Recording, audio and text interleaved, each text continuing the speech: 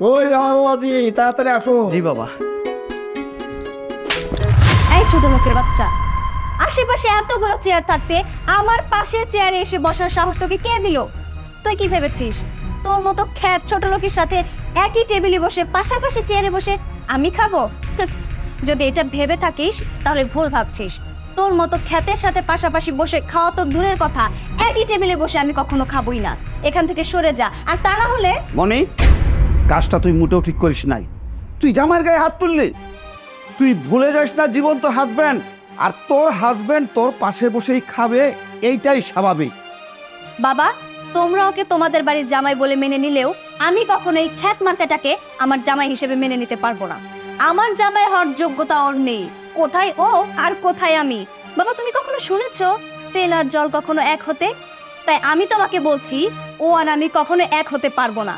তাই ওর মতো ছেলেকে আমি আমার হাজবেন্ড বলেও মেনে নিতে পারবো না।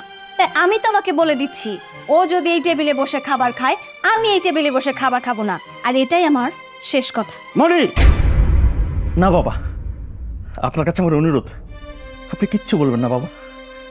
আপনি ওনাকে কিচ্ছু বলবেন না বাবা। উনি তো ঠিকই বলেছে, আমি গ্রামের চাষা পোষার ছেলে, আমি গরিব বাবা। আমার কী যোগ্যতা আছে এই সুন্দর দামি টেবিলে বসে খাওয়ার? আমার কোনো যোগ্যতা নেই। উনি আরও ঠিক বলেছে, আমার কী যোগ্যতা আছে ওনার পাশে বসে খাওয়ার? না বাবা, আপনি ওনাকে কিচ্ছু বলবেন না, উনি সব ঠিক বলেছে বাবা। আমরা তো গ্রামের মানুষ, আমরা মাটিতে বসে ভাত খাওয়ার অভ্যাস আছে বাবা। বাবা আপনারা বসুন না, খান না বাবা। আপনি বিশ্বাস করুন, আমার একটু কষ্ট হবে না। খান না বাবা, আমি মাটিতে বসে খাই।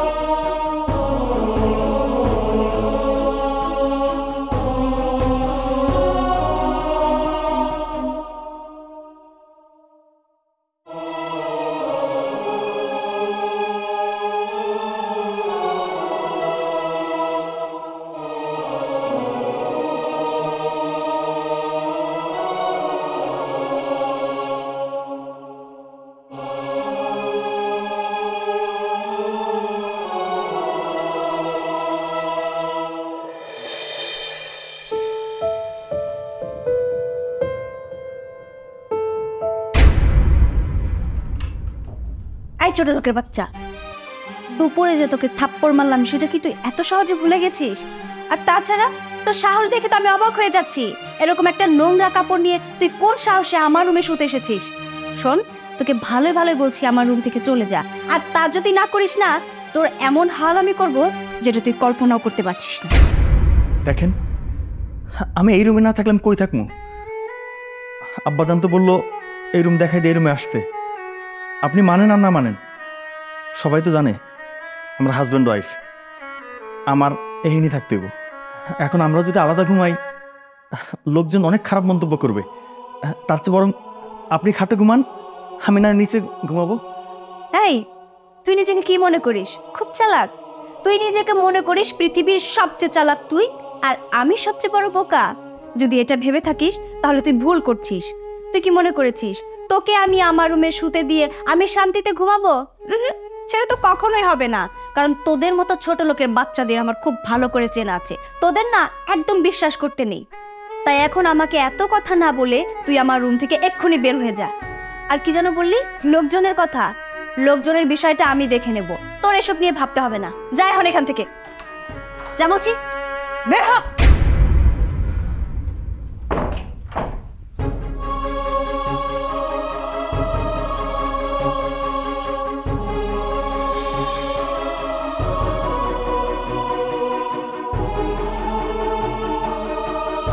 আরে বাবা জীবন, এত রাতে তুমি এখানে পায়চারি করছো, ঘুমাও নাই নাকি? মনে কোনো সমস্যা করছে? না বাবা, উনি কিছুই করেনি। আসলে বাবা, আমি এই বাড়িতে নতুন তো, আমার ঠিকমতো ঘুম আসছিল না, তাই আসলে একটু পায়চারি করছিলাম। বাবা, আপনি ঘুমাননি কেন? এই বয়সে এত রাত জাগলে আপনার শরীর খারাপ করবে তো। আমার কথা আর বলো না বাবা, আমার মাথা ভর্তি টেনশন সারাক্ষণ কাজ করছে। আমার মনে হচ্ছে আমি আমার কথা রাখতে গিয়ে আমি তোমার জীবনটাকে নষ্ট করে ফেলেছি। আমি যদি তোমাকে অনুরোধ না করতাম তাহলে তোমার জীবনে এত কষ্ট হতো না। আমার মনে হয় আমি যে পাপ করেছি আমি মরেও শান্তি পাবো না। বিশ্বাস করো বাবা, আমি ভেবেছিলাম বিয়ের পর তোমার ভালোবাসা পেয়ে মনে একদিন ঠিক হয়ে যাবে, কিন্তু সে ঘুরে বালি, মনে আর ঠিক হলো না। তুমি আমাকে মাফ করে দিও বাবা, আমি তোমার জীবনটাকে নষ্ট করে দিয়েছি। আমি অনেক বড় ভুল করে ফেলেছি। বাবা, এই নিয়ে আর আপনি একদম টেনশন করবেন না। আপনি যদি আরো টেনশন করেন আপনি আবার অসুস্থ হয়ে যাবেন। বাবা, আমার বিশ্বাস দেখবেন মনি একদিন তার সব ভুল বুঝতে পারবে, সেদিন সব ঠিক হয়ে যাবে বাবা, সব ঠিক হয়ে যাবে। তাই যেন হয় বাবা, তাই যেন হয়।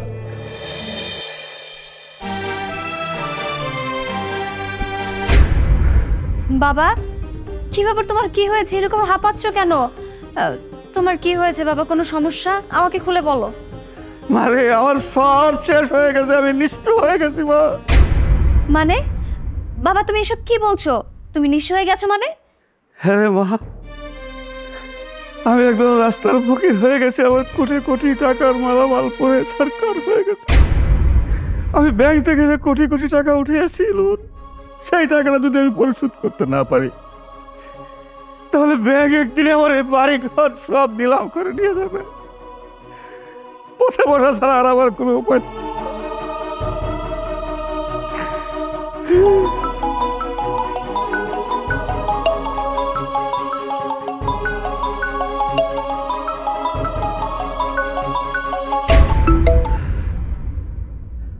হ্যালো,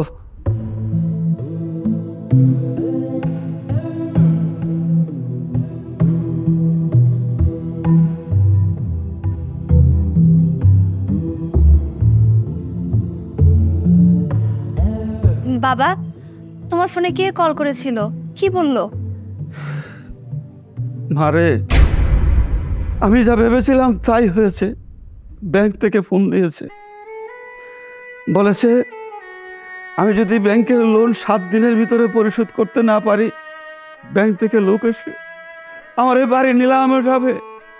আমি 7 দিনের মধ্যে কিভাবে এই ব্যাংকের লোন পরিশোধ করবো রে মা? আমি সত্যিই ফকির হয়ে গেলাম রে মা। মানুষকে এই মুখ আমি কিভাবে দেখাবো? মানুষ মানুষ আমাকে দেখে হাসবে। সেটা আপনার ছেলে বেঁচে থাকতে কোনোদিনই হতে দেবে না বাবা। আপনার টাকা নেই তাতে কি হয়েছে? আপনার ছেলের টাকা আছে। ব্যাংক আপনার কাছে কত টাকা পাবে বলুন? আমি এক্ষুনি ব্যাংকে গিয়ে সেগুলো সব শোধ করে আসছি। এই ছোট লোকের বাচ্চা, তোর সাহস তো কম নয়। তুই আমার বাবার সাথে মজা করতে এসেছিস? আমার বাবা এখন মজা করার মতো অবস্থায় নেই। জান কিনা এক বেলা খাওয়ার মতো মুরদ নেই, পকেটে টাকা নেই, সে কিনা এসেছে আমার বাবার কোটি কোটি টাকার লোন পরিশোধ করতে। যা আমার চোখের সামনে থেকে। কে বলেছে আপনাকে আমার কাছে একবেলা ভাত খাওয়ার টাকা নেই? বলুন কে বলেছে? আমার কাছে যে পরিমাণ টাকা আছে তা দিয়ে নাম করা 10 জন বিজনেসম্যানকে আমি 3-3 বার কিনতে পারবো। আমার পরিচয় যদি পুরোটা আপনি শোনেন আপনি হজম করতে পারবেন তো? তোর মতো ফকিরের পরিচয় ফকির ছাড়া কি হতে পারে? আর হ্যাঁ, তুই কি আমার বাবার মতো কোটিপতি নাকি যে তোর পরিচয় শুনে আমি হজমই করতে পারবো না? হ্যাঁ, আপনার বাবা একজন কোটিপতি, বাট আমার বাবা সারা ওয়ার্ল্ডের সেরা 10 জন কোটিপতিদের মধ্যে একজন। আপনি হয়তো বললে চিনবেন, বাংলাদেশের সব থেকে বিগেস্ট গাড়ির শোরুম কার, সেটা আমার বাবার। এবং শুধু বাংলাদেশেই নয়, আরও 10টি দেশে এরকম বড় বড় শোরুম রয়েছে আমার বাবার। এবং আমি হচ্ছে আমার বাবার একমাত্র সন্তান। তাহলে আপনি ভেবে দেখুন আমার অবস্থান কোথায়। বাবা জীবন, তুমি সব কি বলছো? তুমি তো আগে কখনো আমাকে এসব বলো নাই।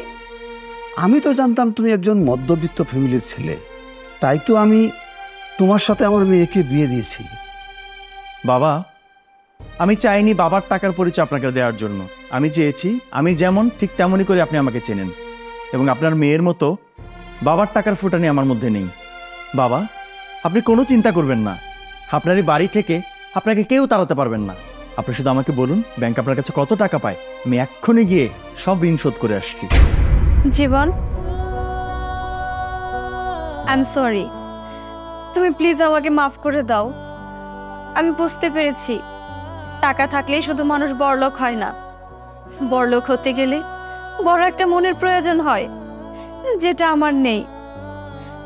আমি এখন বুঝতে পেরেছি, আমি সবটা বুঝতে পেরেছি। আমি তোমার সাথে অনেক বড় অন্যায় করেছি, আর যার কারণে আজকে আমরা নিঃস্ব। কে বলেছে আমরা নিঃস্ব? আমি তো আছি নাকি?